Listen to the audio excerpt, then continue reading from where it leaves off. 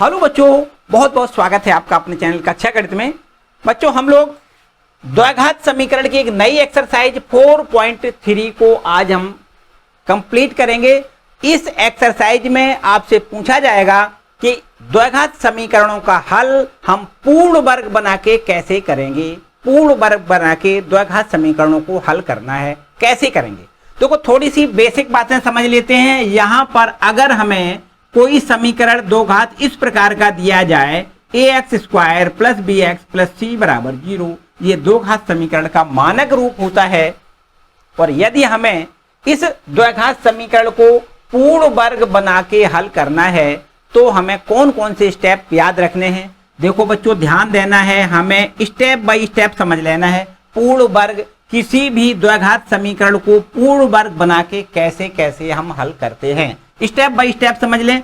सबसे पहला स्टेप आपको क्या करना है, यहां पर जो भी दो घात समीकरण दिया जाए तो हमें उसके x² का गुणांक 1 बनाना है। पहला काम क्या करना है, x² का गुणांक 1 बनाना है। तो यहां पर जो भी x² के साथ में गुणा में संख्या लिखी है उस संख्या का पूरे समीकरण में भाग कर दें। क्या कर दें, पूरे समीकरण में भाग दें। यदि बाय द वे यहां पर x² का गुणांक 1 है तो आपको फिर कुछ नहीं करना है। मतलब x² का गुणांक 1 ऑलरेडी अगर दिया जाए तो फिर भाग देने की आवश्यकता नहीं है। और यदि यहां पर x² का गुणांक a मिलता है तब हमें a का प्रत्येक पद में भाग करना है। पहला स्टेप देखो हमें इस प्रकार से मिलेगा। पहला यहां x² लिख दें। यदि यहां पर a का भाग करोगे तो x² मिलेगा। यहां a से भाग करोगे तो b/a × x मिलेगा। यहां पर c में a से भाग करोगे तो c/a मिलेगा। और इधर 0 में a का भाग करने पर 0 मिलेगा। पहला स्टेप क्लियर। ध्यान दें, स्टेप बाय स्टेप 2-3 स्टेप हैं, बस समझ लें, आराम से पूर्ण वर्ग बन जाएगा। यहां पर अब दूसरे स्टेप में आपको क्या करना है, स्टेप नंबर ये 1 हो गया, स्टेप नंबर 1, यहां पर स्टेप नंबर 2 लिख दें। और इस दूसरे स्टेप में आपको क्या करना है, यहां पर जो x का गुणांक है उसका हमें आधा करना है। यहां पर देख सकते हो कि x का गुणांक b/a लिखा है। x का गुणांक कितना है, b/a, और उसका अगर हम आधा कर दें तो कितना मिल जाएगा, b/2a हो जाएगा। और आधे का वर्ग कर दें तो कितना हो जाएगा, तो आप कहोगे b²/4a² हो जाएगा। देखो क्या करोगे, x के गुणांक के आधे का वर्ग, x का गुणांक है b/a, उसका आधा करोगे, आधे का मतलब 2 का भाग करो तो b/2a हो जाएगा। और इसका हम वर्ग जब करेंगे तो हमें b² मिलेगा, इधर 4a² मिलेगा। तो यहां पर b²/4a² का हम योग कर दें, मतलब जोड़ दें। और यदि जोड़ दें तो हमें घटाना भी पड़ेगा। चलो यहां b²/4² जोड़ दें, b²/4a² घटा दें। यहां पर हमें देखो ऐसे करना है, x² + b/a × x। अब यहां पर b² में 4a² जोड़ दें और b²/4a² घटा दें और प्लस में आपका c/a ज्यों का त्यों बराबर इधर 0 लिख दें। सिंपल सी बात है। अब देखो ये आपका इतना पूर्ण वर्ग बन के दिखाई दे रहा है, ये पूर्ण वर्ग राशि हो गई। किस राशि की पूर्ण वर्ग है, देखो ध्यान दें, ये x + b/2a का होल ऑफ स्क्वायर दिख रहा है। देखो ध्यान दें, x का स्क्वायर प्लस b/2a का स्क्वायर करोगे, b²/4a² हो जाएगा। फिर प्लस इन दोनों के गुणा का दूना, ये देखो लिखा हुआ है, ठीक है। तो यहां इसका पूर्ण वर्ग ये हो गया। अब इन दोनों पदों को राइट हैंड ले जाओ, बराबर में कर दो। ये माइनस वाला पद इधर जाएगा, b²/4a² प्लस का हो जाएगा, माइनस में हो जाएगा c/a, ठीक है। इसको अगर अब हल करोगे तो bx + b/2a का होल ऑफ स्क्वायर बराबर, इसको हल करोगे 4a² लिखोगे। और यहां पर देखिए 4a² एलसीएम ये कैंसिल हो जाएगा, तब आपको यहां b² बचेगा, माइनस में इससे a कैंसिल हो जाएगा। 4a और 4a का c में गुणा करोगे, 4ac यहां पर मिल जाएगा। अब यहां से स्क्वायर खत्म करें, यहां से देखिए स्क्वायर खत्म करें तो क्या करोगे, इस पर स्क्वायर का अंडर रूट का निशान लगेगा। और अंडर रूट का निशान का मतलब क्या होता है, प्लस माइनस में आता है। तो एक बार प्लस निशान लेंगे तब x की वैल्यू निकलेगी, और एक बार माइनस निशान लेंगे तब x की वैल्यू निकलेगी। तो जो x के दोनों मान निकलेंगे वही समीकरण का हल होते हैं, या उसको हम कह सकते हैं समीकरण के मूल होते हैं।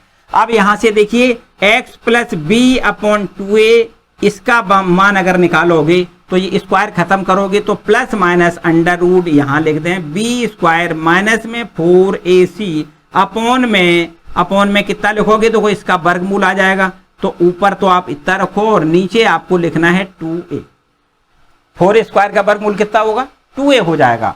अब आपको देखो प्लस निशान लेना है तब x का एक आंसर आएगा, और जब माइनस निशान लेना है तब x का दूसरा आंसर आएगा। इस प्रकार x के आपको दो मान प्राप्त होंगे, वो मान ही समीकरण का हल कहलाते हैं, या मान को हम समीकरण के मूल भी कहते हैं। इस प्रकार से इस प्रोसेस से आपको हल करना है, मतलब द्विघात समीकरण को हल करने की पूर्ण वर्ग बनाने की ये विधि है। ठीक है बच्चों, पूर्ण वर्ग बना के समीकरण को हल करने की ये प्रोसेस आपको करनी है।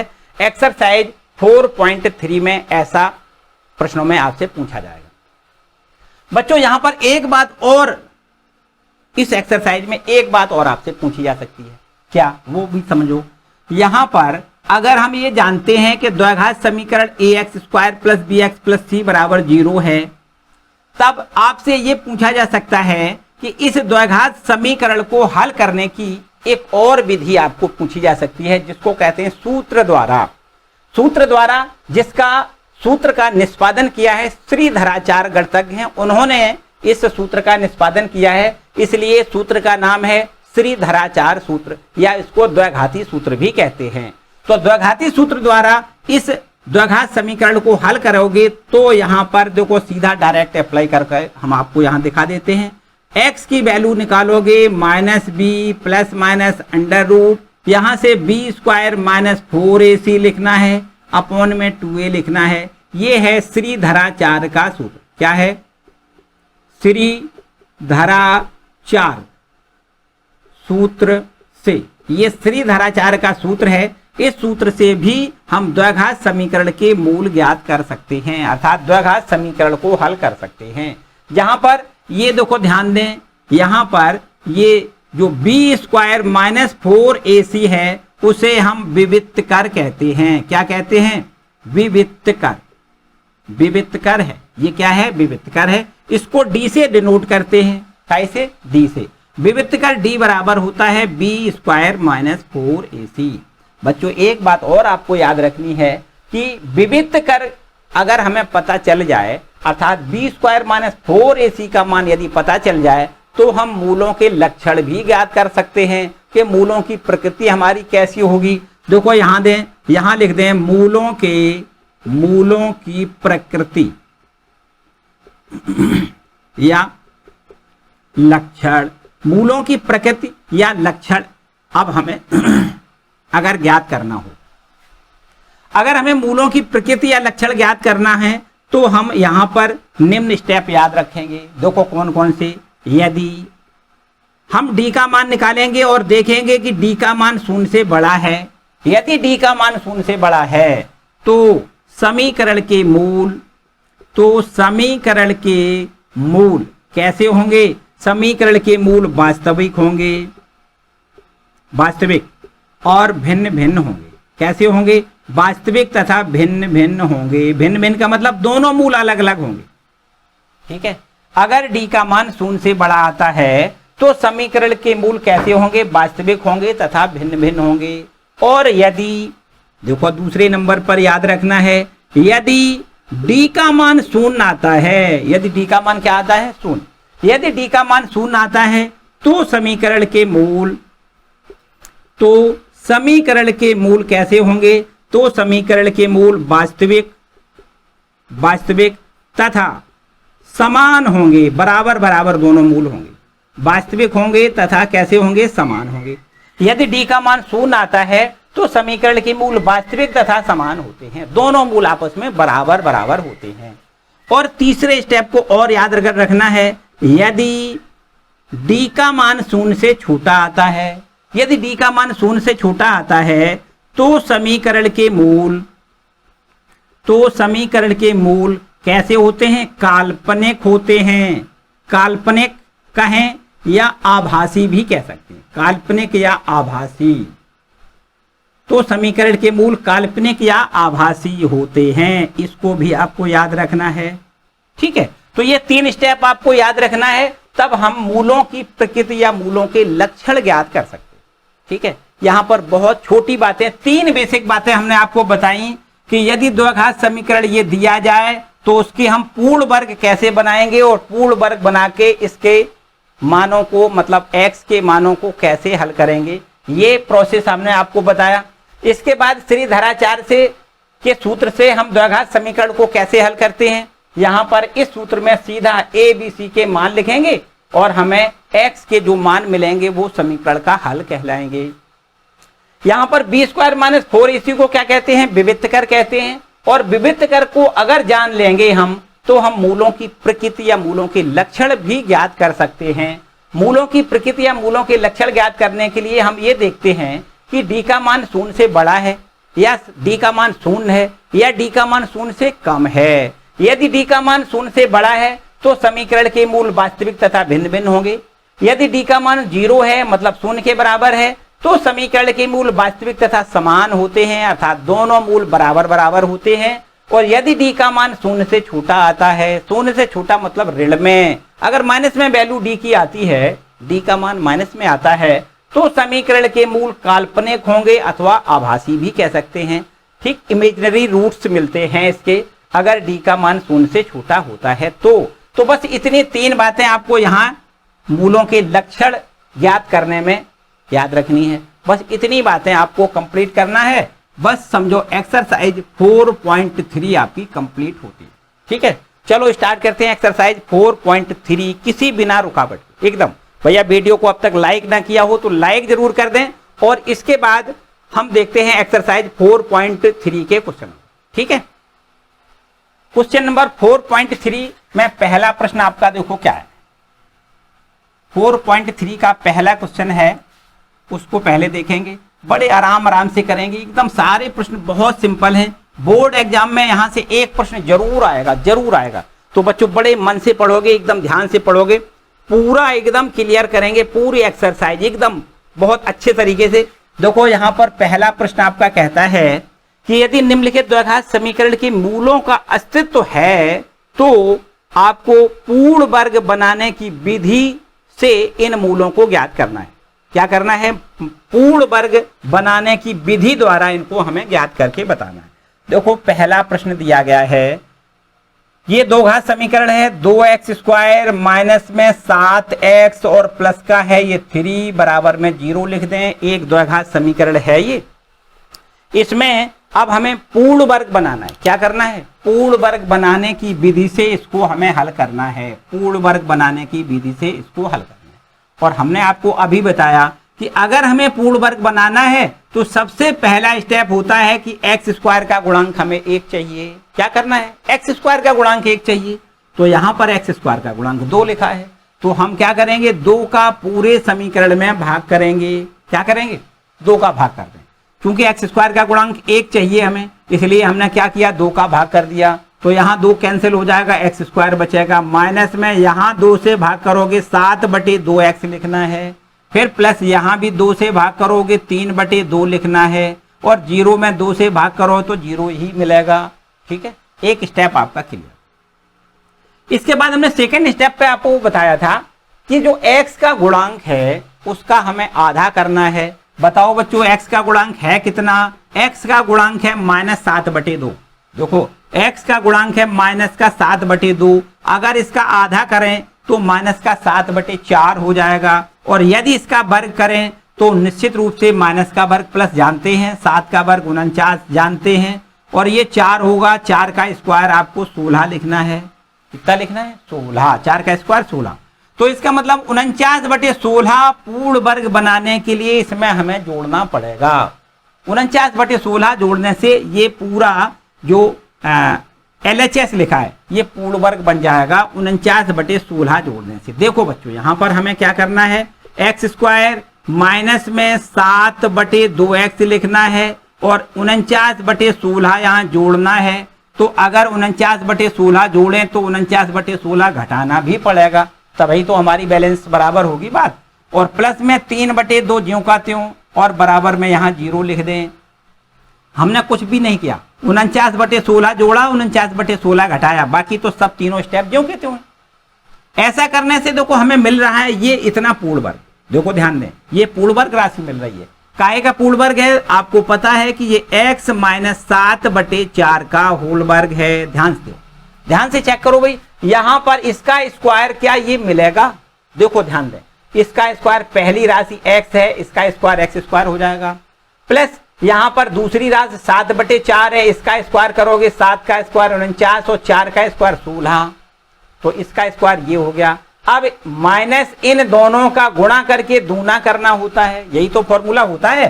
तो देखो ध्यान दें, x में 7/4 का गुणा करें और इसका दूना करना है, तो 2 से इसको 2 बार काटोगे, 7/2 इंटू x। देखो यही तो लिखा है 7/2 इंटू x, इसका मतलब गुणनफल का दूना भी ठीक लिखा है। तो इसका मतलब है इसका पूर्ण वर्ग ये इतना, ठीक है। इसके बाद बाकी बचे हुए पदों को इधर ले जाओ राइट हैंड में, तो माइनस वाला तो प्लस में हो जाएगा 49/16 और माइनस का 3/2 हो जाएगा, इतना ठीक है। इसके आगे देखो बहुत ध्यान से तसल्ली से एक प्रश्न समझ लें, बाकी सब प्रश्न बहुत आसान से आपको स्वयं आ जाए, ठीक है। यहां देखिए इसका एलसीएम 16 लें और यहां लिखना है 49 - 8 या 24 लिख दें, ठीक है। यहां इसके आगे देखो x - 7/4 का होल ऑफ स्क्वायर लिखो, बराबर का निशान लगाओ, यहां 49 में से हमें 24 घटाना है तो हमें मिल जाएगा 25 और बटे में 16 लिख दो। इस वर्ग को खत्म करो तो वर्गमूल लें, देखो x - 7/4 वर्गमूल इसका हमें मिल जाएगा कितना, प्लस माइनस का निशान लगाओगे, 25 का वर्गमूल 5, 16 का वर्गमूल 4, तो 5/4 प्लस माइनस 5/4। तो अब हमें क्या करना है, एक बार प्लस का चिन्ह लेना है तब x का मान अलग निकलेगा, एक बार माइनस का निशान लेना है तब x का मान अलग निकलेगा। हमें दो मूल मिल जाएंगे, 2x के मान मिल जाएंगे, वही x के मान समीकरण के मूल कहलाते हैं। यहां पर देखिए प्लस चिन्ह लेने पर, यहां लिखते हैं प्लस चिन्ह लेने पर क्या करेंगे, अगर हम प्लस चिन्ह लें तो यहां x - 7/4 बराबर, यहां देखो प्लस माइनस में हम माइनस नहीं लेंगे, प्लस चिन्ह जब लें तब इसका x का मान निकलेगा, देखो कितना भाई, देखो प्लस का हमने 5/4 ले लिया, तब x का मान जो निकलेगा वो हो जाएगा देखो 5/4 प्लस 7/4, माइनस का है इधर भेजोगे प्लस का 7/4 हो जाएगा, तो x का मान 7 × 5 = 12/4 और बराबर कितना लिखोगे 3।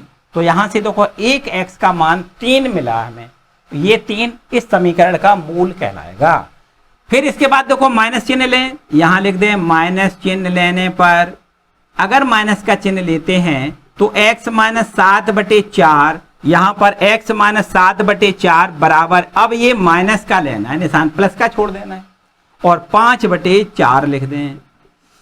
इसके बाद देखो x बराबर, यहां पर माइनस का 7/4 इधर जाएगा, प्लस का 7/4 माइनस 5/4 ज्यों का त्यों, x बराबर 7 में से 5 घटेगा 2, 2/4 और 2/4 बराबर 1/2, ठीक है।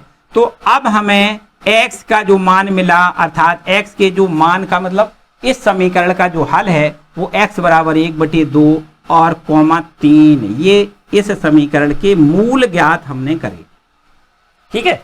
समीकरण का के मूल कहें या समीकरण का हल कहें या x के मान, तीनों एक ही बात है, ठीक है।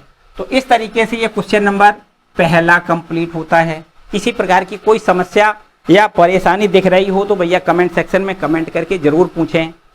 इसी टाइप के आपके 1, 2, 3, 4 प्रश्न दिए गए हैं, 4 प्रश्न, ठीक है। तो चारों प्रश्न बड़े तसल्ली से आपको हल करना है। चलो एक प्रश्न और हल करके दिखा देते हैं आपको, है ना। इसको रब कर दें, इसको रब कर दें, एक प्रश्न और देख लें। हमें पूरी प्रोसेस वही करनी है जो हमने अभी पहले प्रश्न में की है, वही सब कुछ, वही पूरी प्रोसेस दोहरानी है अगले प्रश्नों में भी। तो यहां पर हम प्रश्न संख्या 3 करके दिखा देते हैं। तीसरा पार्ट इसका देखिए, पहले सवाल का तीसरा पार्ट है, लिखा है 4x² प्लस में लिखा है 4√3 × x और प्लस में लिखा है 3 = 0। यहां पर हम इन द्विघात समीकरणों को हल करने का जो पूर्ण वर्ग विधि है उस विधि से हमें हल करना है। तो पहला स्टेप क्या बताया था? पहला स्टेप हमने बताया कि एक्स स्क्वायर का गुणांक 1 चाहिए, तो यहां से 4 हटाना है, अर्थात 4 का पूरे समीकरण में भाग करना है। क्या करोगे? 4 का भाग मिल जाएगा। देखो यहां पर हमें मिलेगा एक्स स्क्वायर प्लस यहाँ 4 से 4 कैंसिल हो जाएगा, अंडर रूट 3x प्लस यहाँ 3/4 लिखो और यहां पर बराबर में 0। इसमें हमने क्या किया? 4 का भाग, पूरे समीकरण में 4 का भाग। एक स्टेप क्लियर। दूसरे स्टेप में हमने बताया कि जो x का गुणांक है उसका आधा कर दें। x का गुणांक अंडर रूट 3 है, आधा करोगे तो अंडर रूट 3/2 मिलेगा और फिर आधे का हम वर्ग करते हैं तो अंडर रूट 3/2 का वर्ग हमें मिल जाएगा 3/4। कितना मिलेगा? 3/4। तो यहां पर 3/4 हमें जोड़ना है, 3/4 हमें घटाना है। बच्चों एक बात बड़े आराम से समझो कि यहाँ 3/4 तो प्रश्न में जोड़ा है पहले ही से, तो हम क्यों जोड़ें, क्यों घटाएं, है ना? तो हम सीधा बिल्कुल अगर करना चाहें तो हम इसको ऐसे लिख सकते हैं, x प्लस अंडर रूट 3/2 इसका होल स्क्वायर लिख दें। देखो ध्यान दें, ये पूर्ण वर्ग बन गया, ये ऑलरेडी पूर्ण वर्ग है। देखो ध्यान दें, क्योंकि यहां पर देखो इसका स्क्वायर जब तोड़ोगे तो x का स्क्वायर ये लिखा है, इस पद का स्क्वायर करोगे तो अंडर रूट 3 का स्क्वायर पूरा 3 और 2 का स्क्वायर 4, तो इसका स्क्वायर ये लिखा है। फिर इन दोनों के गुणा का दूना देखो ये लिखा हुआ है, तो यहां पर ये x प्लस अंडर रूट 3/2 का होल स्क्वायर और ये बराबर 0 ज्यों का। ठीक है। अब देखो और आगे यहां पर अगर ये वर्गमूल लें, वर्ग खत्म करें तो x प्लस अंडर रूट 3/2 लिखें बराबर यहां 0 लिख दें। 0 का वर्गमूल 0 होता है। बच्चों यहां से अब हमें x का जो मान मिलेगा वो कितना मिल जाएगा? माइनस का अंडर रूट 3/2। अभी तक हमने आपको बताया कि दो घात समीकरण को हल करने पर 2 मान प्राप्त होते हैं, x के 2 मान प्राप्त होते हैं। ये तो एक ही मान प्राप्त हुआ, एक कहां चला गया? बच्चों यही दूसरा मूल होगा। दोनों मूल इसके समान होंगे, दोनों मूल समान होंगे। जो x का एक मान है वही दूसरा मान होगा। देखो इसको हम ऐसे भी लिख सकते हैं। देखो ध्यान दें थोड़ा सा, अगर इसको हम यहां पर, चलो यहां बता देते हैं। यहां ये लिखा हुआ है x प्लस अंडर रूट 3/2 इसका होल स्क्वायर बराबर 0। देखो यही तो लिखा है, तो इसको हम 2 बार भी लिख सकते हैं। x plus under root 3/2 into में x प्लस अंडर रूट 3/2, देखो 2 बार लिख सकते हैं, बराबर में 0 लिख दें। यदि इसको 0 लिखोगे तो देखो यही आंसर आएगा, यदि इसको 0 लिखोगे तो भी यही आंसर आएगा। इसका मतलब सीधी बात है कि दोनों मूल आपके समान होंगे। कितने? x बराबर माइनस का अंडर रूट 3/2, यही दोनों मूल होंगे। दोनों मूल क्या होंगे? समान होंगे। ये ठीक है बच्चों। तो इस तरीके से ये क्वेश्चन नंबर पहले प्रश्न का तीसरा पार्ट, पहले प्रश्न का तीसरा पार्ट, चलो इसको भी नोट करो भाई। इसके बाद अब हम लोग पहुंचते हैं प्रश्न नंबर दूसरे पर आते हैं। देखो ध्यान दें बच्चों, दूसरा जो प्रश्न लिखा है उसमें अब आपके प्रश्न 1 से संबंधित प्रश्न पूछा गया है। जो प्रश्न 1 में आपके प्रश्न दिए गए हैं, जो भी द्विघात समीकरण 1 वाले प्रश्न में दिए गए हैं, उनको हमें द्विघाती सूत्र का उपयोग करके हमें हल करना है।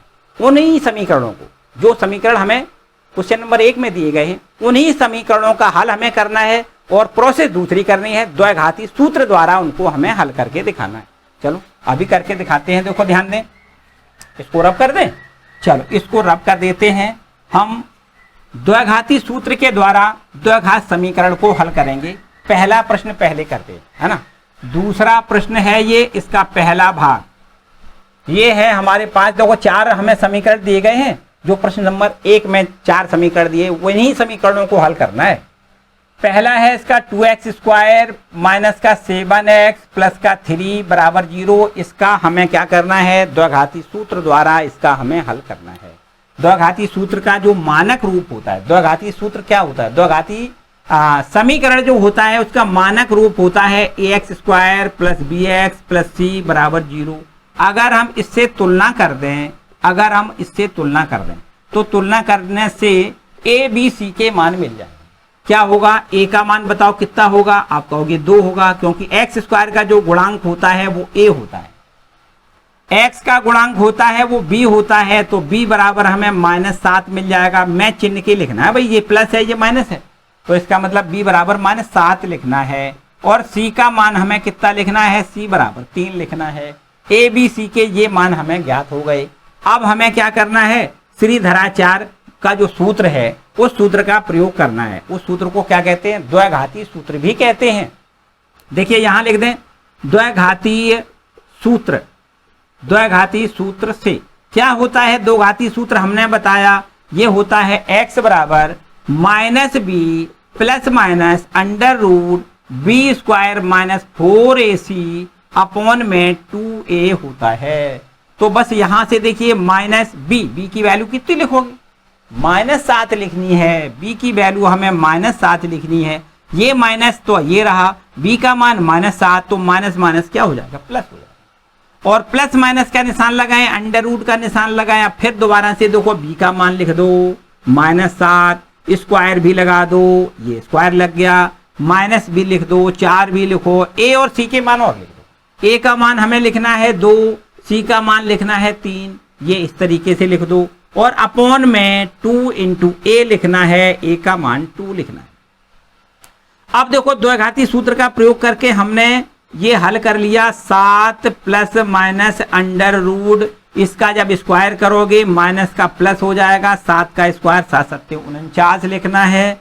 -4 दूनी 8 और 8 या 24 लिख दें यहाँ पर। और अपॉन में यहाँ पर 2 का मल्टीप्लाई 4 लिख दें। ठीक है, तो अब हमें x का मान मिल जाएगा 7 प्लस माइनस अंडर रूट, ध्यान दें 49 में 24 घटाएं कितना मिलेगा, 25, और नीचे बटे में 4 लिखना है।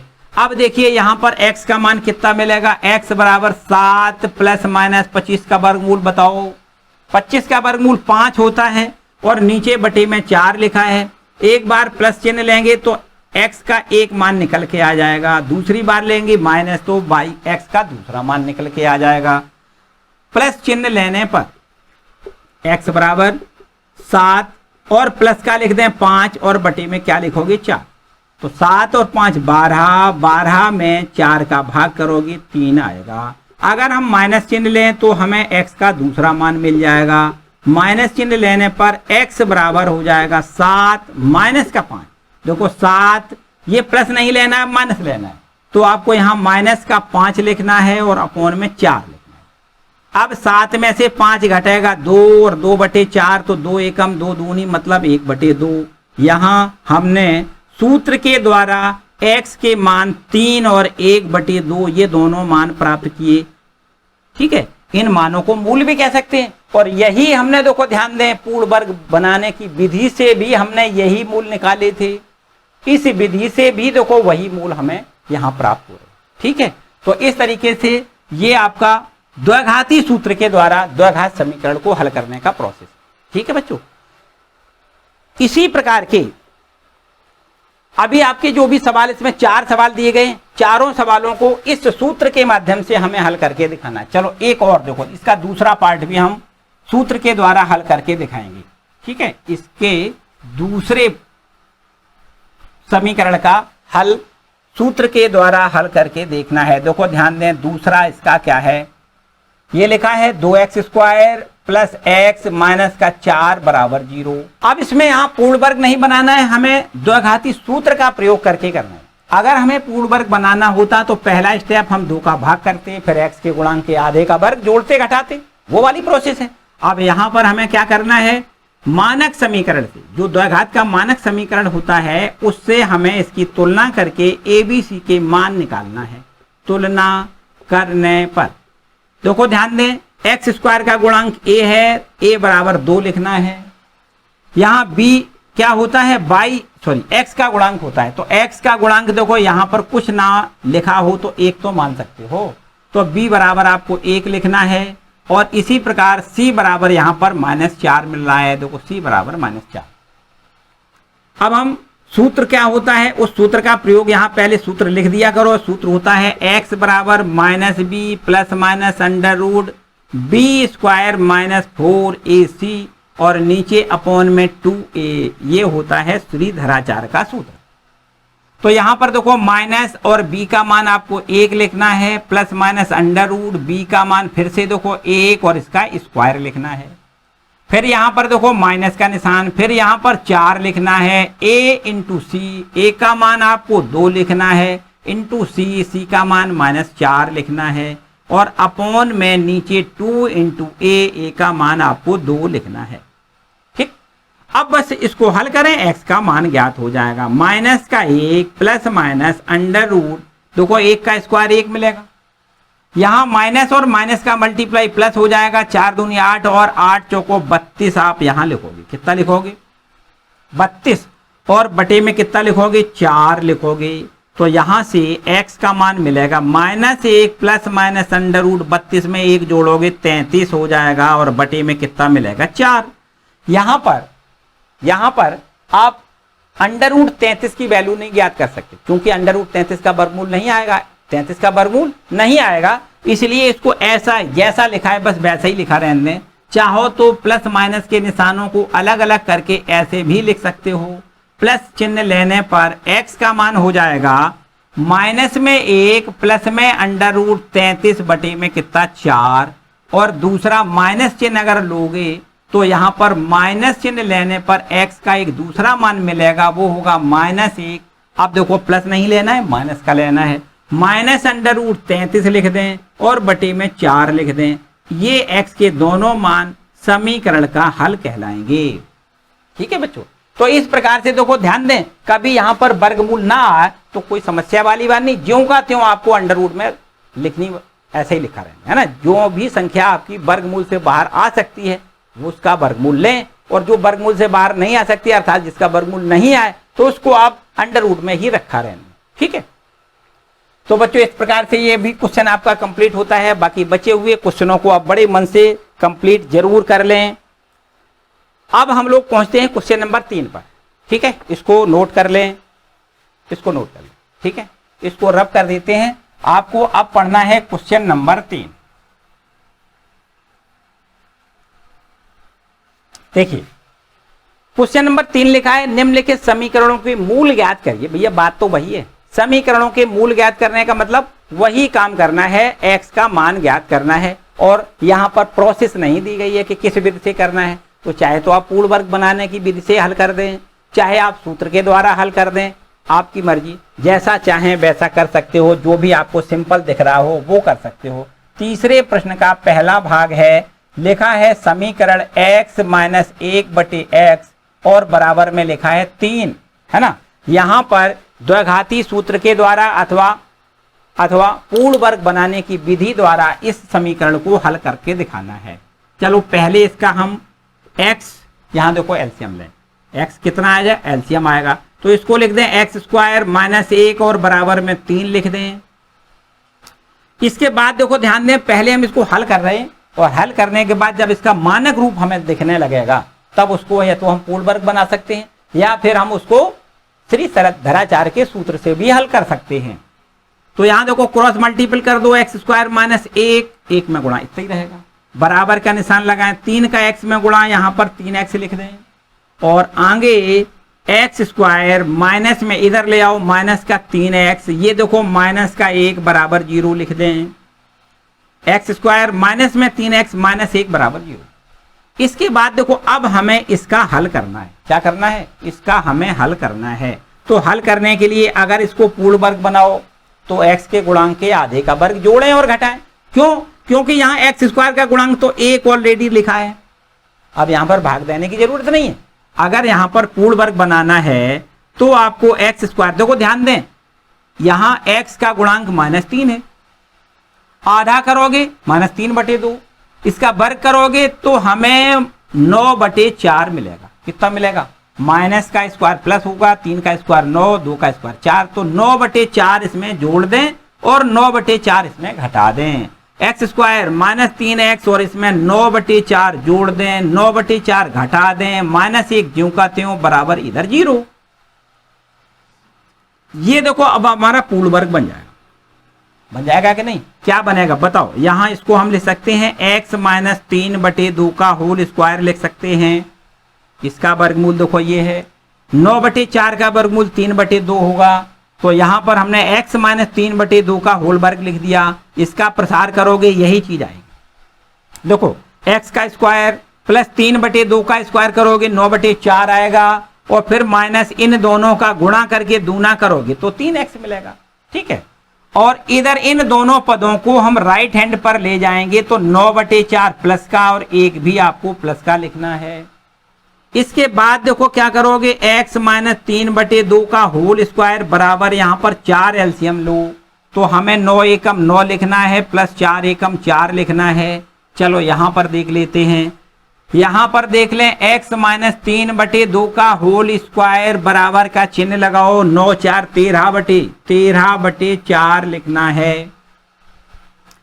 इसके बाद देखो यहां पर स्क्वायर ये लगाए, खत्म करो, वर्गमूल ले लो, दोनों पक्षों का वर्गमूल लें तो x माइनस 3/2 और इधर वर्गमूल लेने से प्लस माइनस का निशान लगाओ, √13, लेकिन 4 का वर्गमूल आएगा कितना, 2 आएगा, तो बटे में 2 लिख दो। अब यहां पर प्लस चिन्ह लें, एक आंसर आएगा, माइनस चिन्ह लें, दूसरा आंसर आएगा, तो प्लस चिन्ह लेने पर प्लस चिन्ह लें, x माइनस 3/2 बराबर का निशान लगाएं, प्लस का लिख दें, √13/2 लिखें। अब ये देखो माइनस का है ना, तो इधर ले जाओगे प्लस का हो जाएगा, x बराबर हो जाएगा √3/2, सॉरी √13/2, प्लस का लिखें 3/2, तो बस यही x का एक मान आ जाएगा, √13 प्लस में 3/2, देखो 2 एलसीएम आ गया है ना। तो इस तरीके से एक x का मान देखो ये आ गया, इसका आप हल नहीं कर सकते। हमने बताया कि कभी भी अंडर रूट में जो संख्या लिखी है उसका अगर वर्गमूल ना आए तो आप ज्यों का त्यों वैसे ही छोड़ दें, है ना। √13 ज्यों का त्यों वैसे ही छोड़ें, प्लस 3 आपका ये है और 2 आपका एलसीएम आ गया, तो बटे में 2 लिखना है। इसके बाद यहां देखो माइनस चिन्ह लें, माइनस चिन्ह लेने पर अगर यहां पर देखो x माइनस 3/2, x माइनस 3/2 बराबर यहां प्लस माइनस में अब माइनस चिन्ह लेना है और यहां लिखना है √13 और नीचे बटे में 2 लिखना है। ठीक है, √13/2। अब ये माइनस का इधर जाएगा प्लस का हो जाएगा, तो x बराबर माइनस में √13/2 प्लस का लिखो 3/2। अब देखो एलसीएम 2 आ गया, तो अब यहां से x का मान हमें कितना मिल जाएगा, माइनस में √13 है, माइनस में √13 है, प्लस में 3 और बटे में 2, x का एक दूसरा मान आपका ये आ गया। यही दोनों मान समीकरण के हल कहलाएंगे। ठीक है बच्चों, तो इस तरीके से ये आपका तीसरे प्रश्न का पहला पार्ट कंप्लीट है। ठीक है, इसको बड़े आराम से नोट करो। अब हम लोग आते हैं क्वेश्चन नंबर तीसरा। चलो तीसरा का एक और पार्ट, दूसरा पार्ट दिया गया है और मेरे ख्याल से इसको आपके लिए छोड़ देते हैं ना, बड़े आराम से कर सकते हो। थोड़ा प्रयास भैया आप भी करोगे, अगर आप प्रयास नहीं करोगे तो फिर आपको बड़ी समस्या मिलेगी, है ना, बड़ी समस्या मिलेगी। अगर आप स्वयं चलना, अपने कदमों से चलना सीख जाओगे, उस दिन आप निश्चित रूप से बहुत अच्छी छलांग लगाना सीख जाओगे, है ना। तो आपको अब इसके आगे वाला तीसरे का दूसरा जो पार्ट है वो खुद कर लेना है। बाय द वे अगर कोई समस्या है तो कमेंट सेक्शन में कमेंट करके जरूर पूछें। ठीक है, मिटा दें, चलो इसको मिटा देते हैं।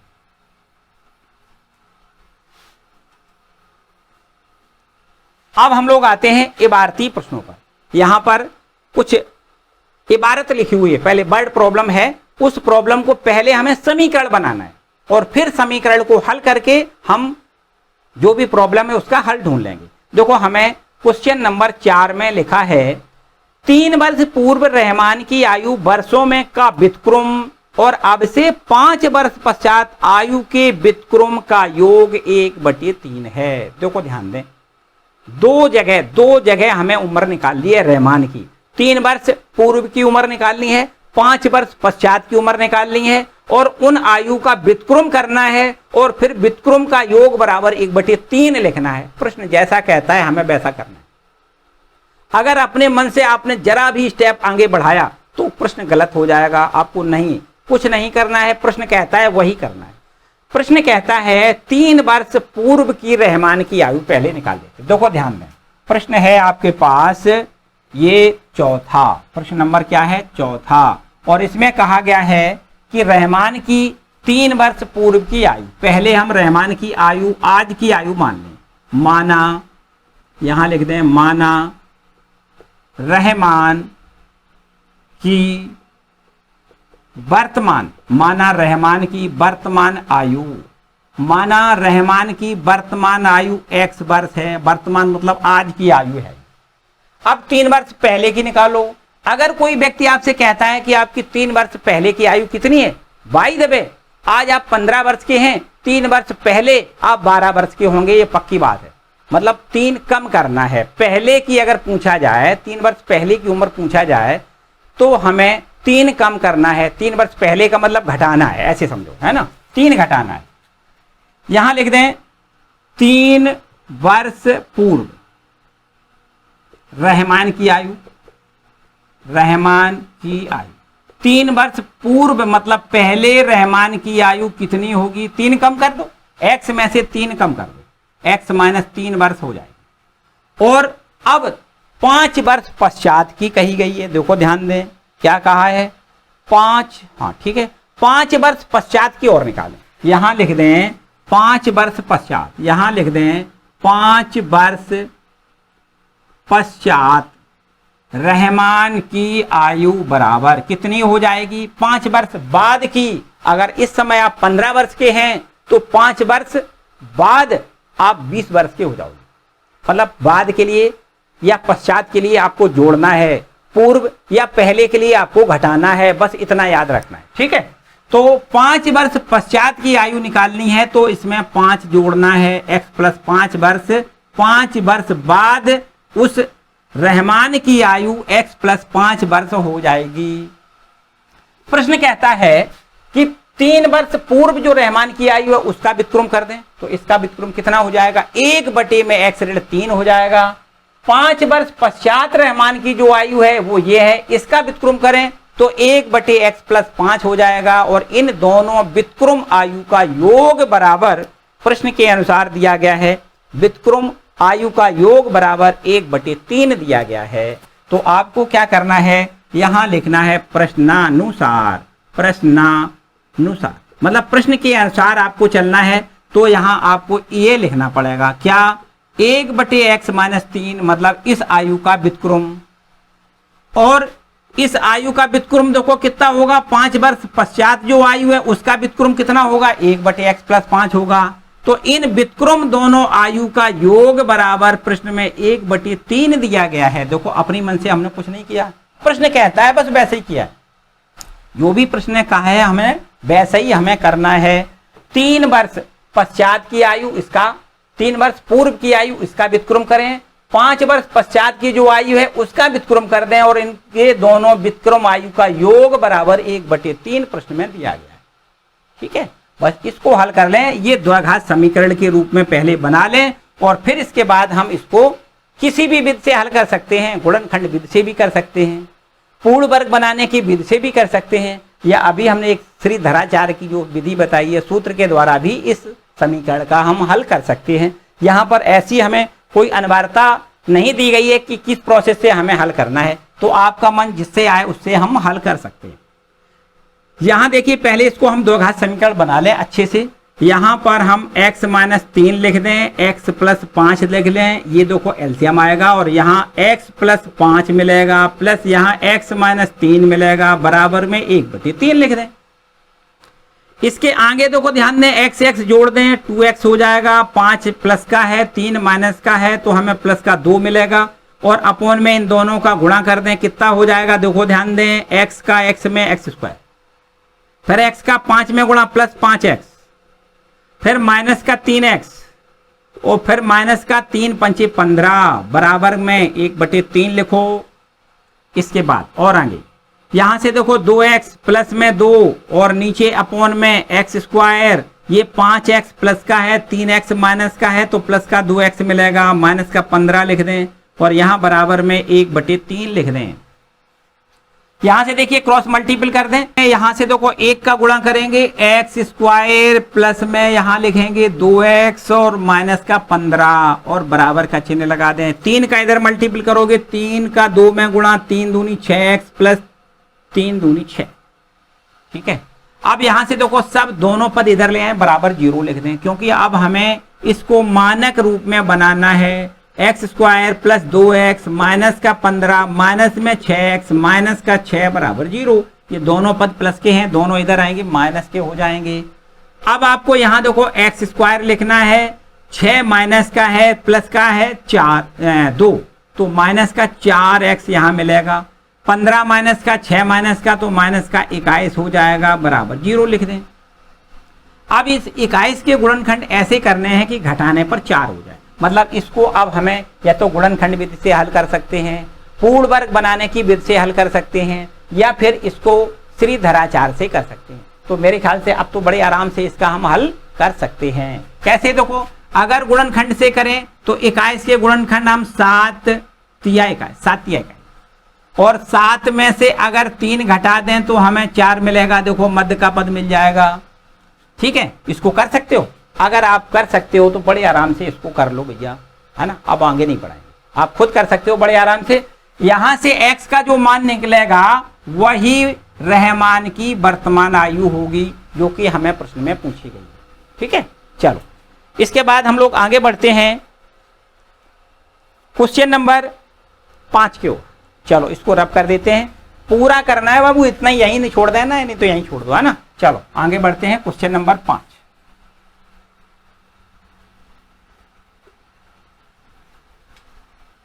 पांचवा प्रश्न कहता है, एक क्लास टेस्ट में सैफाली के गणित और अंग्रेजी में प्राप्त किए गए अंकों का योग 30 है।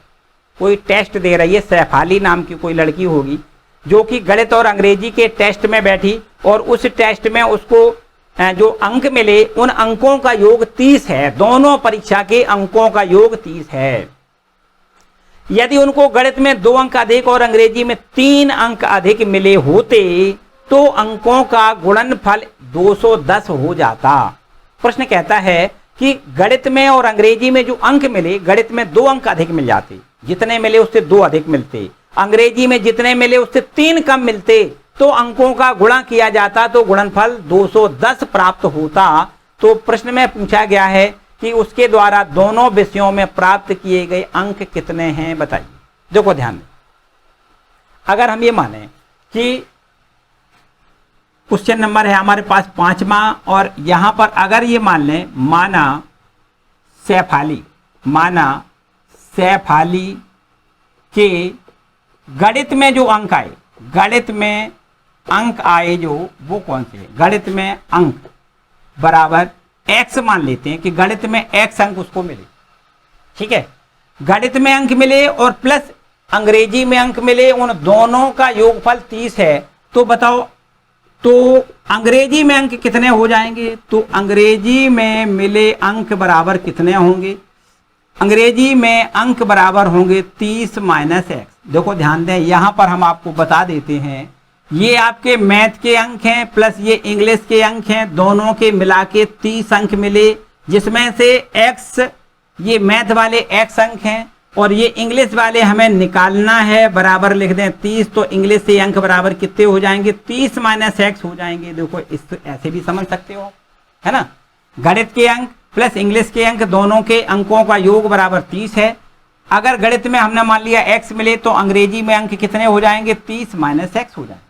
ठीक है, इस प्रकार से आपको समझना है। ये प्रश्न के अनुसार 30 माइनस x हो गए।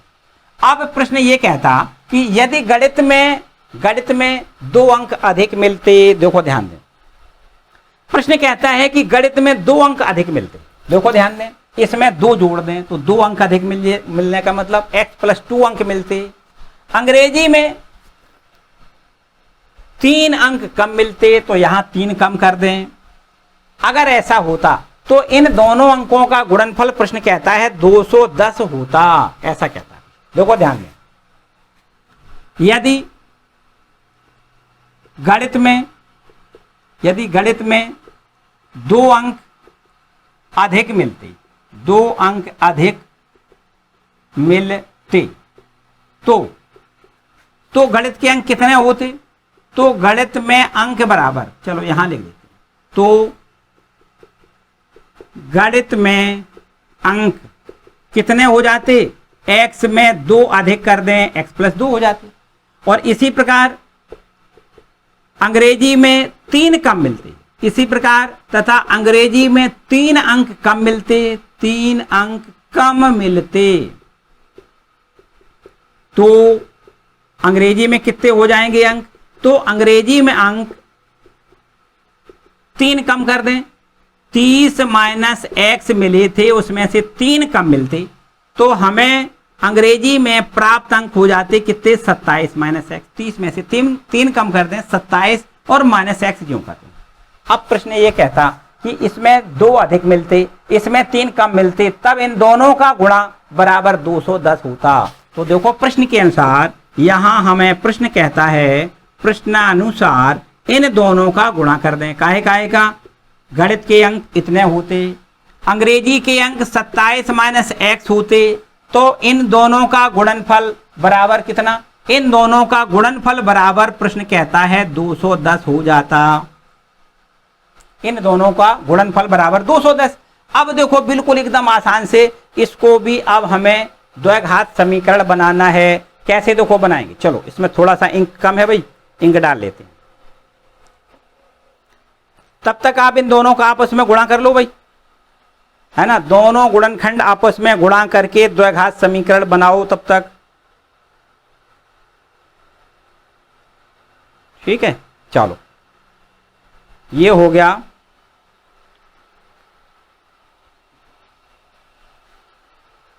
यहां पर देखो अब हमें क्या करना है? इन दोनों का गुणा करना है। मिलान करो, जो अब तक आपने गुणा किया है वो सही है या नहीं। देखो x का 27 में गुणा, 27x लिखना है। x का माइनस एक्स में गुणा, माइनस एक्स स्क्वायर लिखना है। 2 का 27 में गुणा, 27 का 2 में कितना? 54 लिख दो। और प्लस माइनस ये माइनस में 2 का x में गुणा, 2x लिखो और बराबर में 210 लिख दो। अब यहां से देखो माइनस का एक्स स्क्वायर और इसके बाद माइनस में 2x है, 27 प्लस का है, तो 27x में से 2x घटाओगे, प्लस का हम यहां 25x लिखेंगे। और इसके बाद में यहां पर प्लस का है 54, प्लस 54 लिख दें और माइनस में लिखेंगे 210 और बराबर में 0 लिखेंगे। ठीक है, 210 इधर ले आओगे, माइनस का हो जाएगा। तो अब हमें यहाँ माइनस एक्स स्क्वायर लिखना है, प्लस 25 मिलेगा और यहाँ से माइनस का देखो कितना मिलेगा। देखो ध्यान दें, ये माइनस का है, ये प्लस का है, तो 0 मतलब 10, 10 में से 4 घटाओगे 6 लिखना है। और ये भी 10 है, 10 में से 5 घटाओगे 5 लिखना है और 156 मिल रहा है और बराबर में 0। ठीक है भाई, इतना ठीक है। अब हमें क्या करना है, यहां पर एक काम और कर दो, माइनस का पूरे इक्वेशन में मल्टीप्लाई कर दो, तो प्लस का हो जाएगा एक्स स्क्वायर, माइनस का 25x, प्लस में 156 लिखोगे, बराबर 0 लिख दो। अब 156 के गुणनखंड करो, जोड़ने पर 25, वही पुरानी बात। इसके हमें गुणनखंड विधि से या पूर्ण वर्ग विधि से या द्विघाती सूत्र से किसी से भी हमें x का मान ज्ञात करना है। जो x का मान होगा वही गणित के नंबर होंगे, वही गणित के नंबर होंगे। और उस x के मान को यहाँ 30 में से कम करना है, तो यहाँ पर हमें अंग्रेजी के नंबर मिल जाएंगे। ठीक है, यहाँ पर अब आपको x का मान ज्ञात करना है। 156 के गुणनखंड कर दो, 156 के गुणनखंड करो। देखो 2 से पहले डिवाइड करें, 2 सत्ते 14, 2 अट्ठे 16, यहाँ 2 से फिर डिवाइड कर दो, 2 तिया 6, 2 निम 18, 3 से डिवाइड करो, 3 एकम 3, 3 त्रिका 9, अब 13 का 1 से 13 एकम 13। यहाँ पर देखिए हमें 25 चाहिए, 3 दूनी 6 दूनी 12, 12 गुणे 13, इस प्रकार लिख दें। देखो 13 गुणे 12 और 13 में 12 जोड़ोगे देखो 25 मिलेगा। तो मेरे ख्याल से आप इसको खुद कर सकते हो बड़े आराम से, है ना। तो यहाँ से x की वैल्यू, अगर यहाँ पर x की एक वैल्यू 13 मिलेगी, कितनी? x की वैल्यू 13। यहाँ पर अगर x की वैल्यू 13 मिलेगी, इसका मतलब शेफाली के गणित में आए अंक 13 हैं, तो अंग्रेजी में आए अंक बराबर ये कितना है? 30। 30 में से 13 कम करना है, कितना बचेगा? 27 बचेगा। 27 बचेगा, ये 30 है, 17 बचेगा, है ना। यहां से 30 में से हमें कम करना है कितना? 13 कम करना है, तो अब हमें मिल जाएगा 17। तो ठीक है, अंग्रेजी में मिले अंक 17 हो जाएंगे और गणित में मिले अंक 13 हो जाएंगे। योगफल दोनों का 30, पक्की बात है। और यदि x का मान 12 भी सही है, x का मान 12 अगर निकला है, तो यहां से गणित में निकले अंक, मिले अंक 12, तो अंग्रेजी में मिले अंक कितने हो जाएंगे? यहाँ 30 में से 12 कम कर दें, 18, है ना, इस प्रकार से। तो अब इसको आगे स्वयं करेंगे। ठीक है, आगे चलो नोट कर लो इसको। अब हम लोग बढ़ रहे हैं क्वेश्चन नंबर छठवें पर आ जाओ, छठवें प्रश्न पर, ठीक है, इसको रब कर लें। क्वेश्चन नंबर 6वां देखते हैं बच्चों। जैसा हमने बताया कि भैया अपने तरफ से कुछ नहीं करना है, प्रश्न जैसा कहता रहे वैसा ही करते रहें, बिल्कुल एकदम सारे सवाल एकदम आसान है, बिल्कुल आसान, किसी प्रकार की कोई समस्या नहीं। बस आपको अपने मन से नहीं कुछ करना है, आपने अपने मन से कुछ कर दिया गड़बड़ हो जाएगा। जैसा प्रश्न का है हम वैसे ही करेंगे। क्वेश्चन नंबर 6वां, एक आयताकार खेत का विकर्ण उसकी छोटी भुजा से 60 मीटर अधिक लंबा है। आयत है ना, आयताकार कोई खेत है, उसका जो विकर्ण है वो विकर्ण छोटी वाली भुजा से 60 मीटर अधिक लंबा है और बड़ी भुजा छोटी भुजा से 30 मीटर अधिक हो, तो खेत की भुजाएं बताइए। देखिए एक चित्र से आपको बिल्कुल एकदम बढ़िया समझ में आएगा।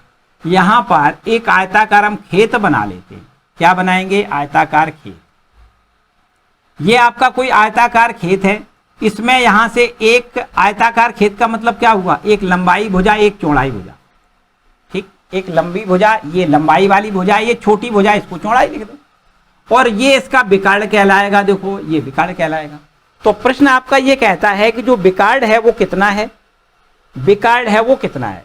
कहता है कि विकर्ण छोटी भुजा से 60 मीटर अधिक लंबा है। अगर छोटी भुजा ये है, देखो ध्यान दें, चौड़ाई वाली भुजा छोटी भुजा है, चौड़ाई क्या है?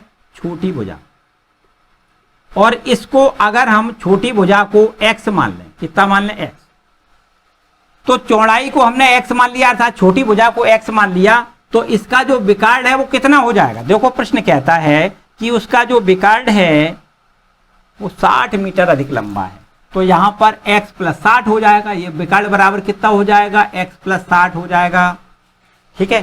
तथा उसमें जो बड़ी भुजा है, देखो अगला और एक शर्त है कि बड़ी भुजा छोटी वाली भुजा से 30 मीटर अधिक है। छोटी वाली भुजा है x और बड़ी वाली ये वाली भुजा जो है छोटी वाली भुजा से 30 अधिक है। ये भुजा कितनी है? x प्लस 30 है। देखो सब कुछ बिल्कुल आसान काम है। यहां पर हम लिख दें क्वेश्चन नंबर है 7वां, कितना है? क्वेश्चन नंबर है 6वां, क्वेश्चन नंबर है 6वां। प्रश्न नंबर 6वें में कहा गया है कि जो एक आयताकार ये खेत है, इसमें कहा गया है कि ये आयताकार जो खेत है उसकी छोटी भुजा हमने मान ली, माना आयताकार खेत की छोटी भुजा, छोटी भुजा बराबर कितनी मान लें? x मीटर है। छोटी भुजा बराबर x मीटर। तो विकर्ण प्रश्नानुसार, देखो विकर्ण कितना है? प्रश्नानुसार विकर्ण कितना है? विकर्ण बराबर जो है वो है छोटी भुजा से 60 मीटर अधिक लंबा, मतलब x प्लस 60 मीटर। और तीसरी भुजा मतलब बड़ी भुजा जिसको कहें, बड़ी भुजा कितनी है? बड़ी भुजा है वो छोटी वाली भुजा से 30 अधिक है, अर्थात x प्लस 30 मीटर है। अब यहां पर इसमें इस वाले त्रिभुज में अगर आप देख रहे हो तो भैया ये तो आपको पता ही है कि ये वाला कोण आपका समकोण होगा, क्योंकि आयत का प्रत्येक कोण 90 अंश का होता है। तो ये अगर समकोण होगा इसका मतलब ये कर्ण है, ये आपका आधार है, ये लंब है। यहाँ पर हम समकोणीय त्रिभुज देख सकते हैं और इस समकोणीय त्रिभुज में पाइथागोरस प्रमेय अप्लाई कर सकते हैं। यहां लिख दें पाइथागोरस प्रमेय से, पाइथागोरस प्रमेय से आपको यहां लिखना है जो विकर्ण है उसका वर्ग। देखो यहां लिख दें विकर्ण का वर्ग बराबर क्या लिखोगे? छोटी भुजा का वर्ग। क्या लिखोगे? छोटी भुजा, इसका वर्ग लिख दें, प्लस यहां बड़ी भुजा इसका भी हमें वर्ग लिखना है। पाइथागोरस प्रमेय के अनुसार क्या होता है? कर्ण का वर्ग बराबर लंब का वर्ग और आधार का वर्ग का योगफल होता है। कर्ण का वर्ग शेष दोनों भुजाओं के वर्गों के योग के बराबर होता है। इसका वर्ग प्लस इसका वर्ग बराबर कर्ण का वर्ग होता है। ये है पाइथागोरस प्रमेय, जिसमें विकर्ण हमें दिया है x प्लस 60, तो x प्लस 60 का हम यहाँ स्क्वायर लिख दें, बराबर छोटी भुजा है x तो x का स्क्वायर लिख दें, प्लस बड़ी भुजा है x प्लस 30 और हम यहाँ x प्लस 30 का स्क्वायर लिख दें। इसका स्क्वायर कितना? देखो x स्क्वायर प्लस 6 छक्का 3600 यहाँ लिखेंगे, प्लस 6 दूनी 12 मतलब 120x लिखेंगे। यहाँ बराबर का निशान लगाएं, x स्क्वायर लिखें, प्लस यहाँ भी देखो होल स्क्वायर इसका तोड़ें। तो यहां लिख दें एक्स स्क्वायर प्लस 30 का स्क्वायर कितना लिखोगे 900 और प्लस 60x यहां लिखोगे। ठीक है, इस प्रकार से। तो यहां देखिए ध्यान दें, इनका पक्षांतर करके हम पहले इसका मानक रूप बनाएंगे, द्विघात समीकरण का मानक रूप। एक्स स्क्वायर कितना होगा 2x स्क्वायर होगा, ये एक एक्स स्क्वायर इधर ले जाओगे माइनस का एक एक्स स्क्वायर हो जाएगा।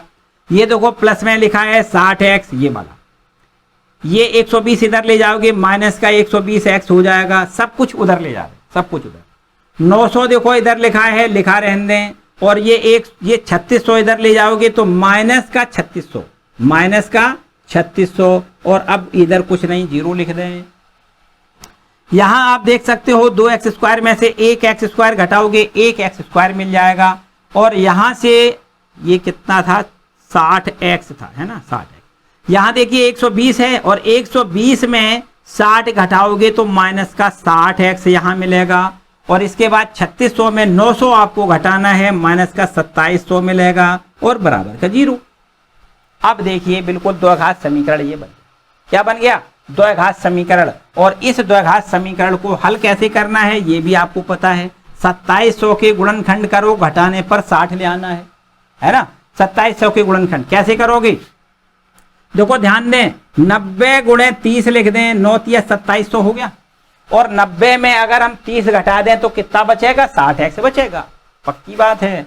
तो अब आपको यहां लिखना है, देखो एक्स स्क्वायर, देखो ध्यान दें एक्स स्क्वायर माइनस यहां लिख दें 90x प्लस में लिख दें 30x, 90 माइनस का 30 प्लस का तो माइनस का 60 बचेगा, और माइनस 27x ये ज्यों का त्यों, 2700 ये ज्यों का त्यों, और बराबर में जीरो। आप देखिए दो दो के जोड़े बना के आप कॉमन ले सकते हो। तो यहां से x अगर कॉमन लें तो x माइनस 90 बचेगा, प्लस का 30 कॉमन लें x माइनस 90 बचेगा बराबर जीरो। x माइनस 90 फिर से कॉमन मिलेगा तो हमें यहाँ x प्लस 30 मिल जाएगा बराबर जीरो। और यदि यहाँ देखते हैं दोनों गुणनखंडों का गुणनफल यदि जीरो होता है तो या तो ये जीरो अदरवाइज ये जीरो। तो आपको लिखना है यदि x माइनस 90 बराबर जीरो, यदि x माइनस 90 बराबर जीरो तो x बराबर कितना हो जाएगा 90 हो जाएगा। और यदि x प्लस 30 बराबर जीरो लिखेंगे तो यहां से x की वैल्यू माइनस 30 आएगी। इसको आप अमान्य लिख दें, क्यों?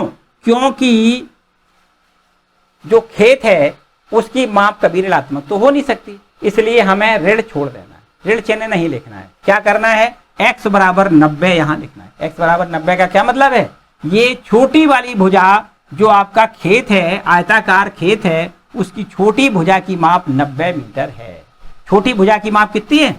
अगर इसके भुजाओं की माप लिखनी है, मतलब लंबाई और चौड़ाई लिखना है, तो यहां लिख दें आयताकार खेत लिखो भाई। क्या लिखोगे? खेत की छोटी भुजा, खेत की छोटी भुजा बराबर कितनी लिखोगे? छोटी भुजा बराबर आप लिखोगे 90 मीटर। अच्छा, बड़ी भुजा कितनी हो जाएगी?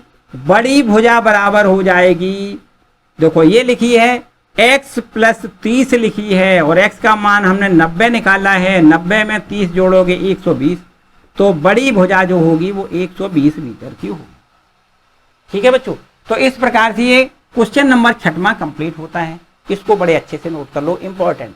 ठीक है बच्चों, आगे